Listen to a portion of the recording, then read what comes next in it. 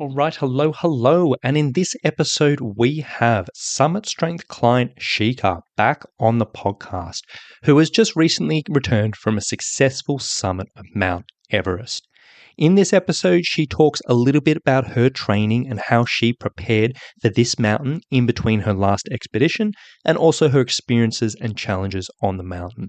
A fantastic episode, incredibly interesting, and hopefully inspiring for anyone who's thinking about one of these big mountains. So with that being said, let's get into it. All right, hello, Shika, and a big welcome back to the show. Thank you, Rowan. It's good to be back. Yeah, I'm super excited to have you on here today because we've got an awesome episode ahead of us and a very interesting story, and I'm super keen to get into it. So with that being said, for people who may not have listened to your previous interview and your previous episode, could you just give us a quick introduction, who you are, where you're based? My name is Shika. I'm based in Sydney, Australia. So over the last 8 years, I've been climbing mountains in South America and the Himalayas, always with one big dream in the back of my mind. And on 21st of May, 2026, after years of preparation and a lot of lessons along the way, I finally stood on top of Mount Everest. Yeah, and I'm super excited to chat about this and hear a little bit more about the story. So I guess last time you were on this podcast, and last time we had you on here, you're probably a few weeks just off the back of a successful Ama Dablam expedition. This time round, obviously Everest was the goal, as you just mentioned there. So talk me through the scenario. You're off the back of the last expedition. How long until this next climb? How are you feeling? And then what did you feel like you needed to work on as you built up to Everest? After Ama Dablam, the goal was always Everest. In fact, Everest was the reason I signed up with yourself in Summit Strength back in 24. So everything we were doing was building up towards one objective, was Everest. But with what Ama Dablam did was it gave me the confidence. It wasn't just another mountain to climb.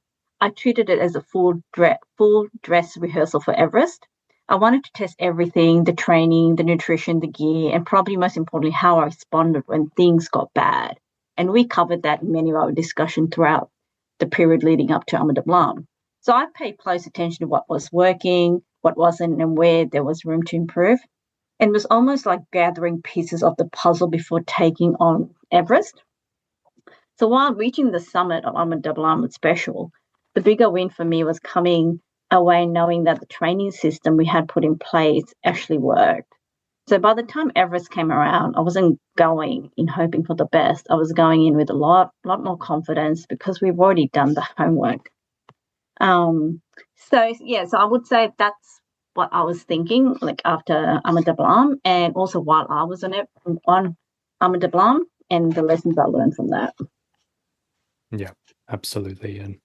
And then was there anything, I guess, with that? You had the training system in place, you'd seen the success with it. Was there anything coming off the back where you're like, you know what, that was good, but I feel like it needs to be a little bit better, or you know what, that was okay, but I feel like that might need to change a little bit, or anything like that? The one thing I knew I needed to work on while I was doing climbing Ama Dablam was on hiking endurance. So although I trained for Ama Dablam, the distance between camps was shorter and the expedition itself was only a few weeks long. And interestingly, carrying a heavy back for hours was probably my biggest weakness. And coming from a running background, I was used to moving quickly and covering distance. So actually, I found those long, slow days with a heavy backpack much tougher than running a marathon. So overall, I thought I needed to improve my endurance and go for hours, spending like 6 or 7 hours just grinding it out, which we did leading up to Everest. So my wish did come true.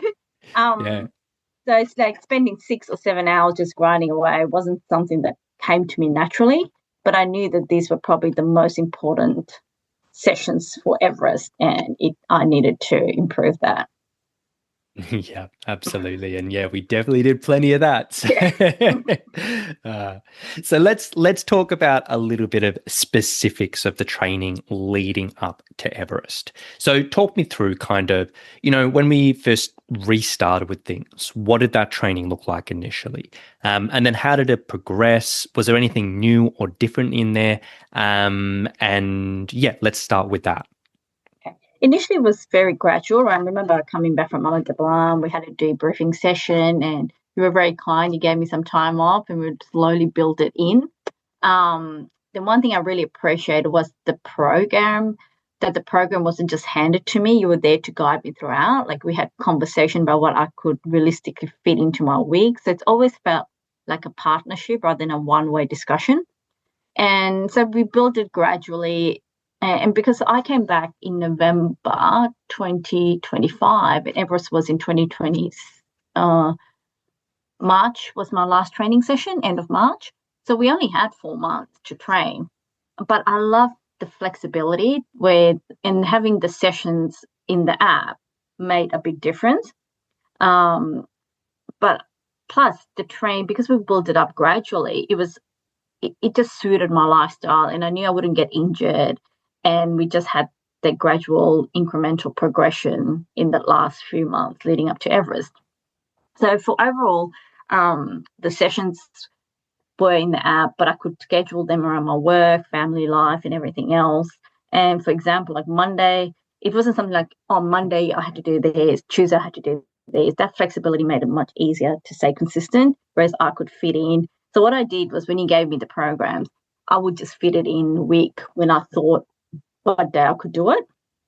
And I liked the flexibility about that. And how it progressed was that after Madablam, we eased back into things, and then gradually, I guess, we built the volume up, intensity, and it made those weeks, the early weeks coming back from Madablam, it gave me a chance, my body to recover, which I think was just as important as the harder weeks we did earlier. So I remember by February, I was becoming a bit better at my training and how I structured my week. So, for example, I would do my runs on Saturday and then follow that with a long hike on Sunday to really load up the legs and train under fatigue. And as we got closer to Everest, the weights gradually increased, the strength, the pack weight, and so did the pack carries. But nothing was random. Like there was always a progression with periods of loading and deloading. So everything had a purpose and built on what had come before. So looking back, that structure gave me a lot of confidence because I knew I wasn't just training hard, I was training smart. It was all thanks to the program. And then beyond the longer grinding days with the pack, as we mentioned, and getting those longer distances in, was there anything new or I guess different in there compared to previously, or was it a pretty similar route to what we had last time? I think it's similar. It's just was longer. Everything was longer in duration. But in many ways, a similar approach to what we have done for Amida Blanc. And I think that's one of the things I really appreciate about the program. We didn't suddenly reinvent everything just because the goal was Everest. We trusted what had worked before and just built on it. And what changed was really the volume, as I mentioned earlier. There were more emphasis on endurance, more time carrying heavier loads, and more focus on building strength and resilience over a long period. And I remember doing back-to-back sessions to get used to training on tired legs, because that's the reality of being on a mountain for weeks. And another thing that changed was probably me. So by then, I had developed a lot more trust in the process. I wasn't questioning every session or wondering whether I should be doing something different. I just focused on being consistent and letting the program do its job, which it did. So, yeah, that's what I would say was the biggest lesson. And then through that preparation period, were there any particular roadblocks or challenges which did come up this time around? And if so, how did you work around them? There were definitely challenges along the way, but thankfully nothing major in terms of injury, which I think was a credit of having a structured program and not trying to do too much too soon. For me, the biggest challenge was balancing everything. So during this period, I was also completing my master's thesis, which involved conducting research and writing, while also working full-time in a highly high-pressure role. There were weeks where work was demanding, times when I had university deadlines, and days when I was simply tired. I also had to learn to let go of the idea that every session had to be perfect. Sometimes life got in the way and I have to move more sessions around or adjust the week. So having a coach and the program really helped me because I never felt like I was failing if things didn't go to plan. There was always flexibility in a bigger picture and I could always reach out to, which made a big difference. And mentally, one of the biggest shifts for me was learning to trust the process. So early on, I would sometimes wonder whether I was doing enough. But over time, as I realized that consistency matters more than perfection, I didn't worry about that too much. It was all about showing up and getting things done. And now looking back, I think that's one of the reasons I arrived at Everest healthy, motivated, and genuinely excited to be there rather than feeling burnt out. So let's talk about the trip now. Like, obviously the preparation, you've gone through that, you built things up, you've done everything you can to kind of tick it off. You hop on the plane, you're over there. Let's talk about how it played out. Just give me through the journey, start to finish, give me the whole rundown. Okay, so I arrived in Kathmandu on 6th of April, and the expedition officially started the next day, which is 7th of April. In our group, there were only 2 of us climbing with adventure consultants, so we had a very small team, but we joined one of the Everest Base Camp tracking groups. That turned out to be one of the highlights, to be honest, because there were so many interesting people from around the world. And as we walked through the Everest Base Camp track, you just mingled with so many different perspectives. And as the days passed, we gained altitude, people started getting sick, and some of them had to turn around and go back down. So the group became smaller and smaller. So by the time we reached base camp, we had said goodbye to, I think, 3 people, and there were like 3 people left. So it was bittersweet because we shared this amazing journey together, and it was lovely to see the remaining trackers on the last time before they flew out. So by the time we got to Everest Base Camp, because we parted ways at one point, and the trackers went on another direction, we had to go and climb a peak, so we went on another direction. But we met up at Everest Base Camp. It was just nice to see the remaining trackers get to Everest Base Camp because their goal was just to get to Everest Camp. So when I arrived at Everest Base Camp on 18th of April, I remember being introduced to everyone and realizing there were around 20 to 22 people supporting our climb. And that included 7 climbing Sherpas, the cooks, and all the support staff. I was actually quite emotional because I just thought, oh gosh, this is so many people just for 2 of us. And then it struck me that Everest is never individual achievement. So there was a whole team behind us, and in many ways, it felt like a small village had come together to help us achieve this dream. So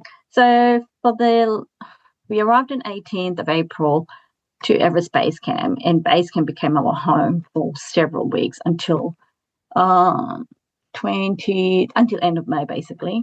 And we celebrated birthdays, and we drank endless cup of teas. We ate and watched movies and lived this strange life surrounded by the Khumbu Icefall, some of the biggest mountains on Earth. But one thing Everest teaches you is patience. Before I even left Australia, I had broken down the expedition into stages. First was to get to base camp healthy, then climb Lobiche, then do the rotation. I never allowed myself to think too much about the summit because it felt too far. Anyway, so there were moments of frustration too throughout the journey. We spent extra days just waiting because ropes through the Khumbu Icefall hasn't been fixed. So when that was all going on, you could feel the tension around the base camp because everyone was getting nervous. And everyone was waiting and nobody really knew what was happening. Social media only made it worse because everyone had a different opinion and a different story. It felt like this strange world with its own rules and politics. Then came one of the most confronting moments of the expedition. So during our first rotation through the Khumbu Icefall, a serac collapsed just behind us and buried a climber and his Sherpa. I remember hearing my guide yell, "Run!" And all I could think was, I can't run any faster. I'm so higher up. So what shocked me most wasn't just the accident, but the fact that that we couldn't stop and help them. In normal life, if you see a car accident, you stop. That's just the natural instinct. But on Everest, the mountain doesn't stop, as I learned. You just keep climbing. So for days afterwards, I couldn't stop thinking about it. I kept thinking, that could have been me. Thankfully, I later found that both men survived, and that brought a huge sense of relief. But it continued on my mind for days. And I was just thinking, this is a different world. Anyway, then during the rotation, we also dealt, as we're going to different camps, we dealt with snowstorms and whiteouts and spent 4 days stuck at Camp 2. Then during the summit push, the mountain changed again. Suddenly we were dealing with intense heat, crossing the camps with so much heat that I think I was suffering heat stroke. Felt like Everest was throwing everything at us. So together with the waiting game and the mountain throwing everything at us, it was a challenge. Day after day, we waited. We just stayed in the tent, or we were watching movies and checking weather forecast. So once we did our rotation between different various camps, we came back down to Everest Base Camp. So most of our days were spent just waiting for the right window opportunity to push for the summit.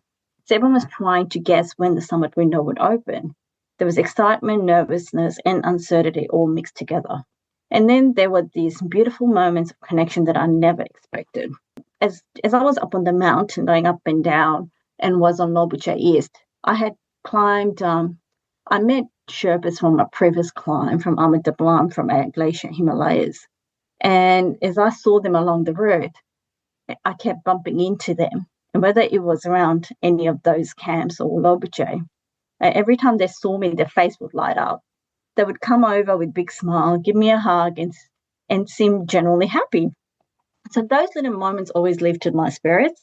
But I remember one day during the summit push, as Pasang and I, we were making our way through the Khumbu Icefall, one of the Glacier Himalaya Sherpas spotted us and invited us into the camp for a tea. And I thought that was so kind of them, because they had a camp they had a tent at Camp 1, whereas we didn't have a tent. We had to go straight up to Camp 2. So we just sat there sharing stories and laughing. And for a little while, I forgot we were on Mount Everest. And they gave us 2 or 3 cups of tea, I think. So those are the things that happened while we were going on rotation and then the summit push. But what struck me was that in an environment where everyone is chasing the summit and focused on their own teams, there is kindness. It reminded me that mountaineering isn't really about mountains, it's about people. It's about friendship and the bonds you form through shared experience. So now when I look back, I think it will be those moments that stay with me the most. As we climbed higher, like Camp 3 and then Camp 4, Camp 4 came into view. So reaching the South Col felt surreal.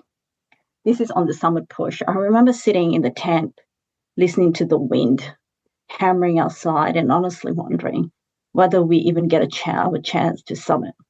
So on our summit day initially was scheduled for 21st of May, but nothing was guaranteed.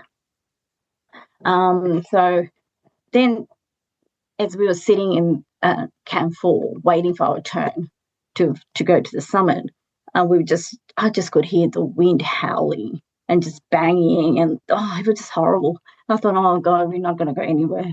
This is where we're going to be stuck. And then sometime that afternoon, our guide opened the tent and simply said, "We're going tonight." Like, okay. So it was quite a relief just knowing that we were going. And just like that, after years of dreaming and preparation, weeks of waiting, it was time. So I remember sitting there quietly thinking, this is it. Everything I've done over the last 8 years had led to this point. And with that, we stepped outside in the darkness, began our climb towards the summit of Mount Everest. Yes. I know that was quite long. No, that's great. That's great. And that's exactly what I want to hear. And I'm sure everyone else listening wants to hear as well. So now we're up to the summit, or the summit day. Talk me through that. How did it Okay. go? How did the body feel? What was going through your mind? Give us the rundown there. Yeah. In all honesty, the summit day is a bit of a blur. So before I left for Everest, I had watched countless videos and YouTubes and imagined what it would feel like. But when I was actually there, none of it felt real. We left the South Col and there was a huge queue. It was just line, a big line. Initially, my Sherpa suggested we move out of the line and pick up our pace. So we did that for a while. But I was huffing and puffing. And I'm like, God, this is too hard. So I said to him, I've got to get back in the line. So after the balcony, and there was nowhere to go, we just came back into the line. And we were back in the queue and we got higher. As we got higher up, everything slowed down more. Like there was traffic jam. Every step became harder and harder. I left at maybe just after 10 p.m., but I did not summit until the 10 a.m. next morning because of the queue. The queue, and lucky we had a lot of oxygen, and our Sherpas were carrying the oxygen because I was the adventure consultants, and they are very big on safety. So initially, it was strange because I recognized as we were going up, I recognized all the landmarks from the videos I watched over the years, but I almost felt like I was observing it rather than experiencing it. I don't know whether it was the altitude or the lack of oxygen, but it never really sank that I was climbing Mount Everest. Then one of the moments I remember most vividly was the sunrise. As we climbed higher, the sky slowly changed colours, and I remember thinking how magical it all was. There we were, standing over the clouds, watching a new day begin. It was one of the most beautiful moments that I've experienced in my life. So by the time we reached the Hillary step, I knew we were close. And then suddenly we were there at the summit. So people often ask me what I felt standing on top of the world. And honestly, I didn't feel overwhelmed with emotion. If anything, I just felt calm. It was almost surreal. After 8 years of preparation, one mountain after another, thousands of hours of training, I was finally standing on top of Mount Everest because so many things can go wrong up to that stage and descending as well. And perhaps that's what Everest taught me. Sometimes achieving a dream isn't a huge emotional moment, it's a quiet sense of gratitude. But the mountain wasn't finished with me. So not long after leaving the summit, I think I stayed there for 10 minutes. It was quite crowded. I remember there were so many people on the summit. And it felt like you were in a normal shopping complex or something like that. So we stayed there for 10 minutes, and my guide and ship was like, we have to get down. And as we were descending, I started losing my vision. I think I was around, so I made it. I went past Hillary's step. I came down, and I think I was around 8,500 meters when things began to deteriorate. Then suddenly the summit no longer mattered. My only goal was to get down safely. That's when the Sherpas and my guide played a big role, and they were calm and they looked after me and guided me safely down to Camp 4. So that what happened after, and as there was only one thing I was thinking in my mind, thinking, oh my God, I hope I don't lose my vision and what is going on. But luckily it came back the next day. So I'm guessing it was probably altitude. It happened to me when I was in Manaslu, but I didn't pay much attention to it. But it happens when I descend, which is very strange. Not ascending. Yeah, so that's for the big lessons on the summit day. And then once you got off the mountain, so summit day was done, you're down, a little bit lower, a little bit, well, maybe tiny bit recovered. At least once you got off the mountain, how did you feel? What was going through your head there? So physically, I actually felt good. And my body was obviously tired, but it wasn't sore.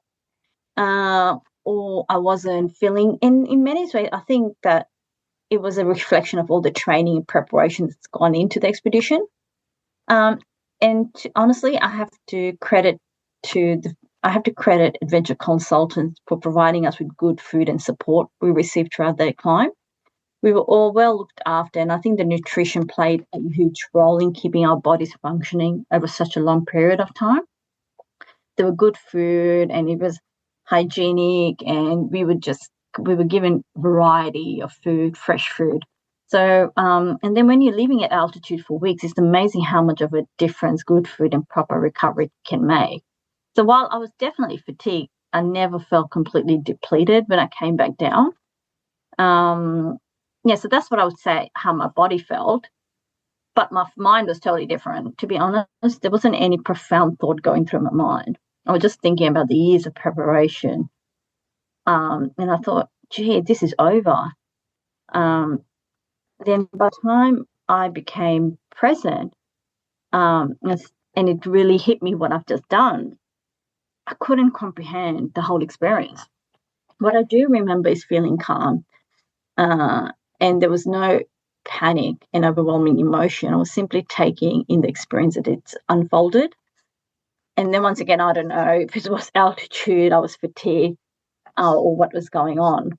But to be honest, once I got off the mountain, I did, and like a couple of days later, I felt a bit flat, not because I was disappointed, but because something I had been working towards for 8 years was suddenly over. I think anyone who has chased a big goal can relate to this feeling. From my training in psychology and positive psychology, I knew this was completely normal, and there is actually a sense of grief that comes when you finally achieve something you've invested so much of yourself into. So, you go from having a clear purpose every day to suddenly asking yourself what's next. Because I understood that I had to give myself permission to rest, if that makes sense, and just take one day at a time and process it. But now I'm in a better stage and I can really understand what happened. So now you are at that stage and you're home, you're settled, you kind of work through all of that. What is next? Are there climbing ambitions, other ambitions? What are you sort of looking at in the future? So at the moment, I'm just thinking, well, I've got I've got a couple of things that are happening. I want to do Denali next year. I was thinking of going to Himalayas, but I'm like, no, I want to do something different. So I will do Denali, train for Denali. And then I've got the Inca Trail Marathon that I would like to do, and also complete an Ironman. And academically, I would also like to pursue a PhD. So these are the things that excite me for now and will keep me busy for the next 3 years, I guess. PhD will probably be 10 years, but anyway, that's a different story. Because I don't think growth stops when you reach a summit. If anything, that's where the next chapter begins. So for me, it's a different stage of my life and pursuing different goals. Like when I look back, I think if I can do Everest, I can pursue a PhD. It will be painful academically, but it can't be worse than Everest. So that's what I'm excited to do. And that will be the next few years, for Denali and Inca Trail and Ironman. Yeah, fantastic. And it's been so good just hearing a little bit about this story and this journey and everything you've sort of gone through. And I'm sure there's going to be inspirational to a lot of people. So I guess if anyone listening to this was considering tackling this specific climb or another climb like this, what advice would you give them and what would you recommend? Firstly, for Everest, or based on Everest, I would say don't rush it. Everest isn't a mountain or any of these 8,000 you wake up one day and decide to climb. So give yourself time to build the experience and enjoy the process along the way. Some of my best memories haven't been on Everest itself, but on all the mountains that led me there. So having a plan, a structured plan, and incremental progression is the key. Also say don't underestimate the value of having a coach and a plan.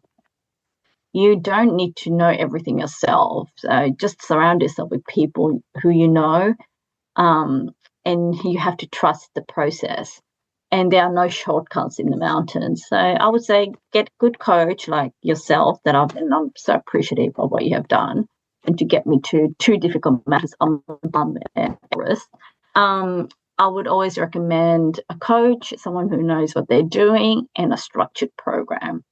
Another thing I've learned is that you don't have to be strong as the fastest person out there. You just have to be consistent and showing up week after week, years after years, and just being consistent. That's and perhaps most importantly, don't make the summit everything. The summit is just one day, and sometimes you won't even remember, like me. The person you become and who you turn into is the most important lesson you can learn from the experience. So that's what I would be my advice. Yeah, fantastic. And I think it's been so great having you back on board at this podcast today to chat through things. And as I said, I think this is going to be such a good listen for so many people. So I guess before we wrap things up and come to an end, was there anything else you wanted to add that we haven't had a chance to cover today? Yeah, I guess the final thing I like to say is thank you. Climbing Everest may look like an individual achievement, but in reality is that no one gets there alone. Like, I can't thank you enough, Rowan, and the whole Summer Strength team. I first signed up with Summer Strength back in 2024 with Everest in mind, and this was just straight after Manaslu. Over the last 2 years, you've played a huge role in helping me get there. More than just the training, you gave me confidence in the process. I never felt overwhelmed because I knew there was a plan and someone in my corner guiding me along the way. I think one of the things I appreciate most was that it always felt like a partnership. There was flexibility, understanding, and genuine interest in helping me succeed, not just as a climber, but as a person. And perhaps that's the biggest lesson I've learned from Everest. Big dreams are rarely achieved alone. And behind every summit photo are countless people who have supported you, encouraged you, and believed in you. So thank you, Rowan, for being part of this journey. And then standing on the summit of Mount Everest on 26th was a dream come true. But knowing that I had the right people beside me along the way made the experience more meaningful. So, yeah, thank you. No, and it's been absolutely my pleasure having you a part of this and being a small part of your journey through it all. And yeah, I really do appreciate having you as part of it all. So, love to hear it. So on that front then, Shika, I just want to say thank you so much for coming on and sharing your story today. Another massive congratulations on, a successful and an amazing adventure. And I'm really, really looking forward to, everything else you got ahead moving forward. So thank you so much for coming on and yeah, I really appreciate it. Thank you.